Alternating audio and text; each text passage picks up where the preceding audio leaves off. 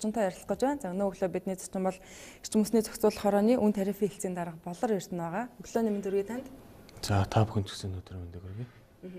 Тэгэхээр бид сая дөнгөж нэг айлын яг жишээн дээр авсан сурвалжлагыг үзлээ. Тэгэхээр энэ айл бол 4 халаагууртай. За тэгээд нэг сартаа бол 1900 кВт-ыг хэрэглэдэг. За өмнө нь цахилгааны хөнгөлөлтгүй үед бол нэг 200 гаруй мянган төгрөг төлдөг байсан бол цахилгааны зөвхөн 50% хөнгөлөлтөд одоо хамрагддаг байх үедээ нэг 100 орчим мянгаыг төлдөг болсон гэсэн ингэж хэлж байгаа. Тэгэхээр одоо бол шөнийн цагаар 100% цахилгаанаа хөнгөлүүлэх, тариф хөнгөлүүлэх боломжтой болж байгаа. Тэгэхээр юун түрүүнд гэр хорооллын өрхүүд маань энэхүү цахилгааны тарифын 100% хөнгөлөлтөнд хамрагдахын тулд ямар шаардлагуудыг хангасан байх ёстой вэ?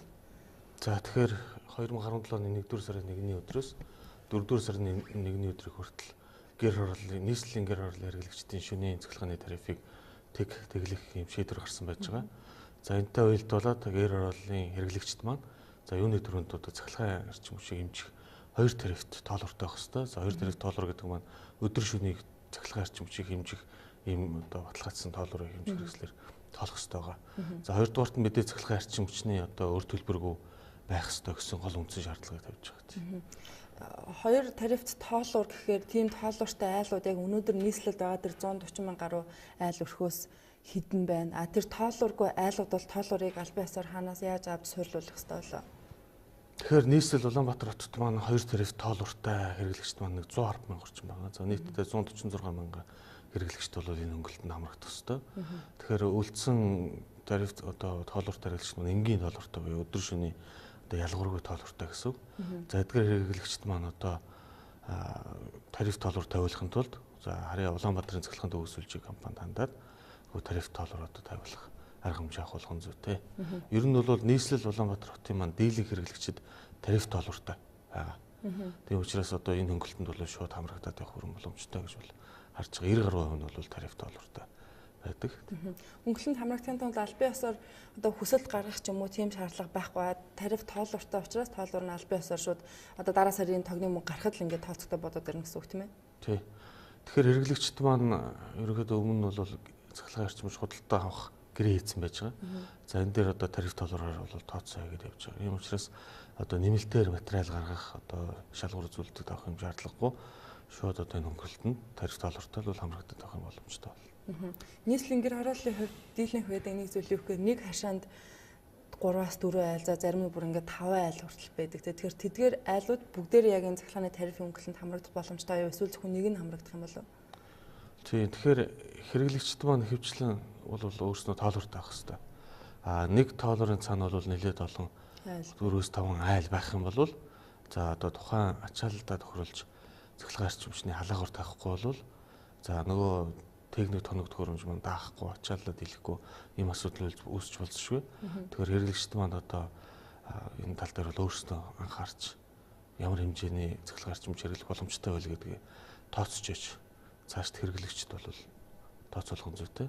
Ер нь бол хэрэглэгчд бүгд бол хамрагдах боломжтой. Тэгтээ яг нэг цахилгаан одоо муу очдог айлууд гэж ярьдаг. Хотын захын гэр хорооллууд бол оройн цагаар ус буслагчдаа ус буслах хүртэл хэцүү тийм муу цахилгаан очдог айлууд байдаг гэж ярьдаг. Тэгэхээр тэдгээр айлууд бол чинь нэг хашаанд 3 айл байгаа бол 3 айл зэрэг цахилгаан халаагуур залгах боломжгүй тийм ээ. Тий, хэрвээ цахилгаан эрчим хүчний одоо дутагдaltaй за хүчлийн уналттай хэрэглэгчд бол нэгэн зэрэг цахилгаан эрчим хүчний халаагуур залгахад бол бас ачаалал дийлэхгүй. За техникийн хувьд бол юм боломжгүй асуудал үүсч болзошгүй. Гэхдээ энэ шөнийн цагаар учраас оройн орны цагаас өглөөний 6 цагийн хооронд 9 цагийн хугацаанд үргэлжлэх учраас ачаал харьцангуй бага докторчдсон байх учраас одоо энэ үед бол хүчтэй уналт дийлэн бас айхтар харахгүй болов гэсэн юм таавал. Тэрнээс биш яг албан ёсоор нэг хашаанаас зөвхөн нэг айлын хүү тарифын хөнгөлөлтөнд хамрагдана гэсэн журам заалт бол байхгүй тийм ээ. Цахилгаан халаагуурыг авахд ямар нэгэн журам стандарт одоо заасан байгаа. Жишээ нь би Нарандуул зах дээр очиж цахилгаан халаагуур авчираад тэрийгээ шууд гэртээ өөрөө залгаад ч юм ингээд хөнгөлөлтөнд хамрах боломжтой юу? Тэгэхээр цахилгаан эрчим хүчний халаагуур тавихад бол хэрэглэгчд маань өөрсдөө сонголт их ийм одоо зайлшгүй шаардлагатай болж байгаа. За энд бол ямар нэгэн стандарт одоо нөхцөл шаардлага тавихад бол хүндрэлтэй. Тэгэхээр өөрсдөө хэрэглэгчд маань одоо найдвартай халаагуур сонгох, дээр нь одоо цахилгааны аюулгүй байдлаа хэрэглэгчд маань өөрсдөө хангах тал дээр бол зайлшгүй анхаарах хэрэгтэй.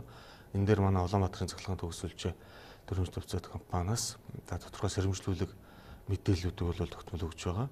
За энэ дээр одоо анхаарлаа хандуулад цахилгааны аюулгүй байдлыг гол нь хангаж ажиллах ёстой. За дээр нь одоо халаагаараа бол хэрэглэгчтэй одоо найдвартай халаагаараа өөрсдөө сонгож тавих юм болов уу. Тэгэхээр яг энэ цахилгааны 100% хөнгөлөлт одоо эхэлснээс хойш хөдөө орон нутгийн иргэд мань маш ихээр асууж байгаа. Энэ зөвхөн нийслэл хэрэгжих юм уу? Цаашдаа хөдөө орон нутгийн үгүй ядаж аймгийн төвүүдээр одоо гэр ороолын иргэд ингэ цахилгааны тарифын өнгөлөлт хамрагдах боломжтой юу? Хэрэгжих бол хязгаарнээс вэ гэсэн асуултыг ихээр тавьж байна.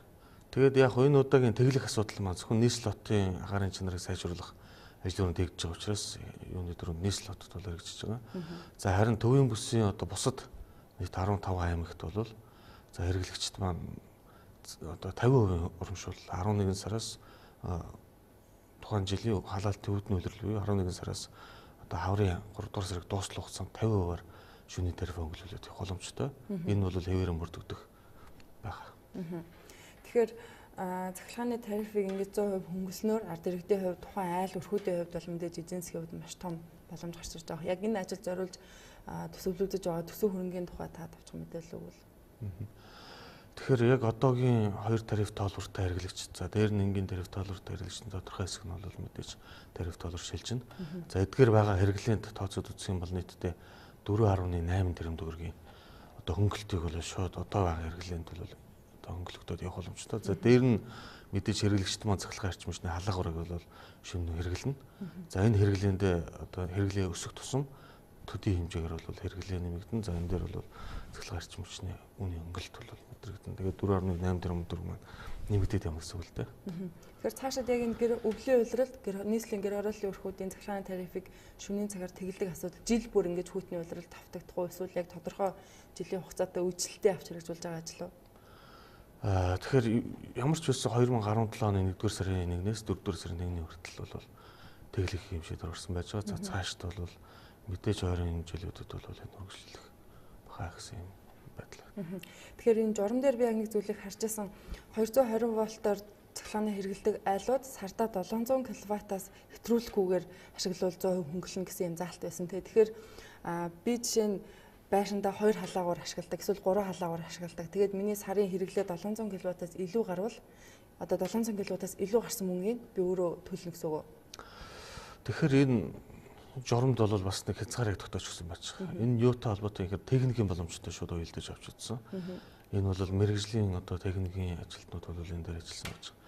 Тэгэхээр 220 вольт хэрэглэгчд гэдэг маань одоо энгийн дундаж одоо шууд цахилгаанд холбогдсон юм 220 вольт хэрэглэгчд байж байгаа. За тэргээр хэрэглэгчдийн маань цахилгааны хязгаар 700 одоо киловатт цаг сард шөнийн хэрэглээнд зөвхөн байхаар байна.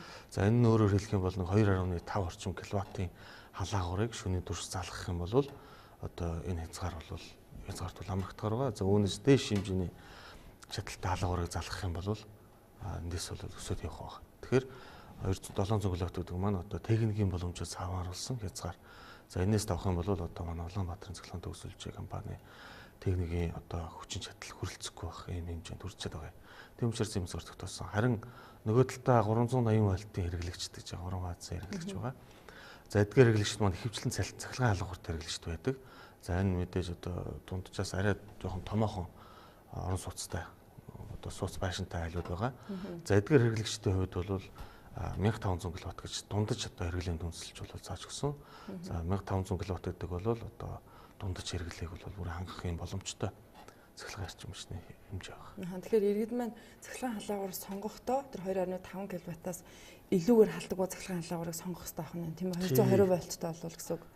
Тий 220 вольтт бол 2.5 кВт-аас яг дээш сонгож болно. Гэхдээ холбогдсон цахилгаан шугам сүлжээнийхээ одоо нэвтрүүлэх чадвар хүчин чадал нь ямар хэмжээтэй байх вэ гэдгийг юуны төрөнд бол анхаарч үзэх хэрэгтэй. Одоо шугам сүлжээн даахгүй өөрийнх нь хэрэгжилж байгаа тийм холбогдсон шугам даахгүй байх юм бол тэрнээс өндөр цахилгаан халаагуур залгахад бол ач холбогдолгүй болно. Тийм учраас тэндээ тохируулж одоо цахилгаан халаагуур залгах нь зүйтэй л гэдгийг бол зөвлөхөр байна.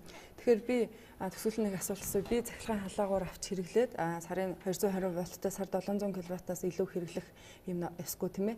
Тэгэхээр би энийг хянжах боломжтой юу? Онлайнаар ч юм уу, гар утсаараа ч юм уу. Ягаад гэвэл би 2 цахилгаан халаагуур авчраа байшиндаа тавьсан. Тэгээд би сарын дундуур ч юм уу минийх 700 кВт-тай хүрч болно шүү дээ. Манай нэг үрхий хэрэглээ. Тэгэхээр энийг хянах ч юм уу тийм боломж байх уу?